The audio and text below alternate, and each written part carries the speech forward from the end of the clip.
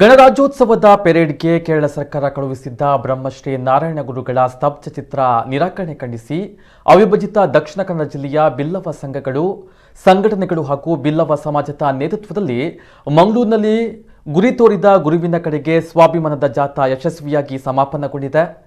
ಕಂಕನಾಡಿ ಗರುಡಿ ಕ್ಷೇತ್ರದ ಹೊರ ಆವರಣದಿಂದ ನಾರಾಯಣ ಗುರುಗಳ ಬೃಹತ್ ಭಾವಚಿತ್ರ ಹಾಗೂ ಮೂರ್ತಿಯನ್ನು ಒಳಗೊಂಡಂತಹ ಸ್ತಬ್ಧ ಚಿತ್ರಗಳೊಂದಿಗೆ ಹೊರಟ ಭಾರೀ ವಾಹನಗಳ ಜಾಥಾಕ್ಕೆ ಬಿಲ್ಲವ ನೇತಾರ ಹಾಗೂ ಕೇಂದ್ರದ ಮಾಜಿ ಸಚಿವ ಜನಾರ್ದನ ಪೂಜಾರಿ ತೆಂಗಿನಕಾಯಿ ಒಡೆಯುವ ಮೂಲಕ ಚಾಲನೆ ನೀಡಿದರು. ಜಾಥಾದಲ್ಲಿ ಹಳದಿ ಶಾಲು ಹಾಗೂ ಹಳದಿ ಧ್ವಜ ಹಾಗೂ ಚೆಂಡೆ ವಾದನ ಕೂಡ ಪ್ರಮುಖ ಆಕರ್ಷಣೆಯಾಗಿತ್ತು. ಜಾಥಾ ಆರಂಭಕ್ಕೆ ಮೊದಲು ನಾರಾಯಣ ಗುರುಗಳ ಅನುಯಾಯಿಗಳು ಗರುಡಿ ಕ್ಷೇತ್ರದಲ್ಲಿರುವಂತಹ ನಾರಾಯಣ ಗುರುಗಳ ಪ್ರತಿಮೆಗೆ ಪೂಜೆಯನ್ನ ಸಲ್ಲಿಸಿ ಬ್ರಹ್ಮ ಬೈದರ್ಕಳ ಗುಡಿಯಲ್ಲೂ ಪ್ರಾರ್ಥನೆಯನ್ನ ನೆರವೇರಿಸಿದರು. ಬಳಿಕ ಗರುಡಿ ಕ್ಷೇತ್ರದಿಂದ ನಗರದ ರಾಜಬೀದಿಗಳಲ್ಲಿ ಸಂಚರಿಸಿ ಕುದ್ರೋಳಿ ಕ್ಷೇತ್ರಕ್ಕೆ ಆಗಮಿಸಿತು. ಜಾಥಾದಲ್ಲಿ ದ್ವಿಚಕ್ರ, 4 ಚಕ್ರದ ವಾಹನ ಸೇರಿದಂತೆ ಸಾವಿರಾರು ವಾಹನಗಳಲ್ಲಿ ಹಳದಿ ಧ್ವಜಗಳೊಂದಿಗೆ ವಾಹನಗಳು ಸರತಿ ಸಾಲಿನಲ್ಲಿ ಯಾವುದೇ ಘೋಷಣೆಗಳು ಇಲ್ಲದೆ ಸ್ವಾಭಿಮಾನದ ಜಾಥಾ ಯಶಸ್ವಿಯಾಗಿ ನಡೆಯಿತು. ಪಕ್ಷಾತೀತವಾಗಿ ನಡೆಯುವ ಜಾಥಾಕ್ಕೆ ಬಿಜೆಪಿ ಹಾಗೂ ಇತರ ಸಂಘಟನೆಗಳು ಬೆಂಬಲವನ್ನ ಸೂಚಿಸಿದ್ವು.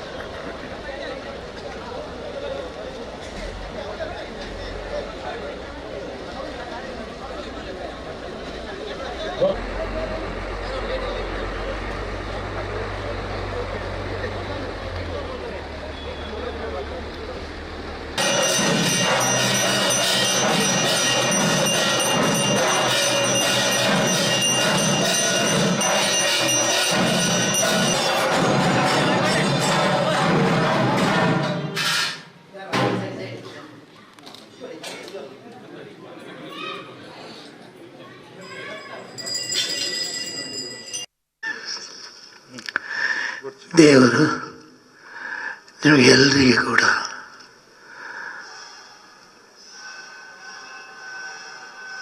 ಒಳ್ಳೇದು ಮಾಡಲಿ. ಬ್ರಹ್ಮಶ್ರೀ ನಾರಾಯಣ ಗುರುಸ್ವಾಮಿಯವರು ನಿಮಗೆ ಆಶೀರ್ವಾದ ಮಾಡಲಿ. ದೇವರು ನಿಮ್ಮನ್ನು ರಕ್ಷಣೆ ಮಾಡ್ತಾನೆ. ಕೇಂದ್ರದ ರಕ್ಷಣಾ ಸಚಿವಾಲಯದ ಅಡಿಯಲ್ಲಿ ಬರುವಂತಹ ಒಂದು ಸಮಿತಿ ಆ ಟ್ಯಾಬ್ಲೋವನ್ನು ತಿರಸ್ಕರಿಸ್ತಾರೆ. ಯಾವ ಕಾರಣಕ್ಕೆ ತಿರಸ್ಕರಿಸ್ತಾರೆ ಅಂತ ನಾನು ಒಂದು ಮಾತಿಲ್ಲಿ ಹೇಳಲೇಬೇಕಾಗುತ್ತೆ.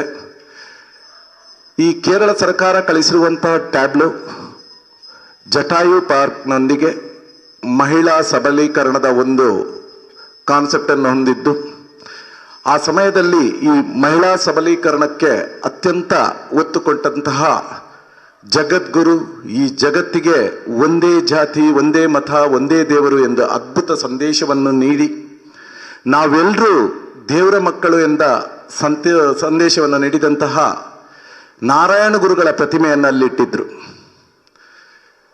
ಈ ಆಯ್ಕೆ ಸಮಿತಿಯವರಿಗೆ ಆ ಕಾನ್ಸೆಪ್ಟ್ ತುಂಬ ಇಷ್ಟವಾಯಿತು. ಅದನ್ನು ಒಪ್ಪಿಕೊಂಡ್ರು ಅವರು. ಆದರೆ ಕಡೆಗೆ ಒಂದು ಕಂಡೀಷನ್ ಹಾಕಿದ್ರು. ಅಲ್ಲಿಂದ ಆ ಟ್ಯಾಬ್ಲೋದಿಂದ ನಾರಾಯಣ ಗುರುಗಳ ಪ್ರತಿಮೆಯನ್ನು ತೆಗೆದು ನೀವು ಶಂಕರಾಚಾರ್ಯರ ಪ್ರತಿಮೆಯನ್ನು ಇಟ್ಕೊಳ್ಬೇಕು ಅಂತ ಹೇಳಿದರು. ಶಂಕರಾಚಾರ್ಯರ ಬಗ್ಗೆ ಕೂಡ ನಮಗೆ ಬಹಳಷ್ಟು ಗೌರವಗಳಿದೆ. ಆದರೆ ಈ ಅದ್ವೈತ ಸಿದ್ಧಾಂತ ಇದನ್ನು ಬೋಧಿಸಿದವರು ಶಂಕರಾಚಾರ್ಯರಾದ್ರೆ ಅದನ್ನು ಪ್ರಾಯೋಗಿಕವಾಗಿ ಯಾರು ಮಾಡಿ ತೋರಿಸಿದ್ರು ಅಂತ ಹೇಳಿದ್ರೆ ಅದು ಬ್ರಹ್ಮಶ್ರೀ ನಾರಾಯಣ ಗುರುಗಳು. ನಮಗೆ ಆ ಟ್ಯಾಬ್ಲೋವನ್ನು ನೇರವಾಗಿ ಅವರು ಈ ನಮ್ಮ ಮಾನದಂಡಗಳಿಗೆಲ್ಲ ಇದು ಬರುವುದಿಲ್ಲ ಅಂತ ಹೇಳಿ ರಿಜೆಕ್ಟ್ ಮಾಡಿದ್ರೆ ನಾವು ಯಾವುದೇ ಮಾತಾಡ್ತಿರ್ಲಿಲ್ಲ. ಆದರೆ ಕೇವಲ ನಾರಾಯಣ ಗುರುಗಳ ಪ್ರತಿಮೆಯನ್ನು ಅಲ್ಲಿಂದ ತೆಗೆದು ಶಂಕರಾಚಾರ್ಯರ ಪ್ರತಿಮೆಯನ್ನು ಇಡಬೇಕು ಅಂತ ಹೇಳಿದ್ದು ನಮಗೆಲ್ರಿಗೂ, ನಾರಾಯಣ ಗುರುಗಳ ಅನುಯಾಯಿಗಳು ಕೋಟ್ಯಾಂತರ ಮಂದಿ ಇದ್ದಾರೆ ಈ ವಿಶ್ವದಲ್ಲಿ, ನಮಗೆಲ್ರಿಗೂ ತುಂಬ ನೋವಾಯಿತು. ಮಾನ್ಯ ಶ್ರೀಮಾನ್ ಬಿ ಜನಾರ್ದನ್ ಪೂಜಾರಿ ಅವರು, ನಾನು ಹೇಳಿದೆ, ನಾರಾಯಣ ಗುರುಗಳನ್ನು ನಾವು ಅವತ್ತು ನೋಡಿಲ್ಲ. ಆ ನಾರಾಯಣ ಗುರುಗಳನ್ನು ಇನ್ನು ನಾವು ಶ್ರೀಮಾನ್ ಬಿ ಜನಾರ್ದನ್ ಪೂಜಾರಿ ಅವರಲ್ಲಿ ನೋಡ್ತಾ ಇದ್ದೇವೆ.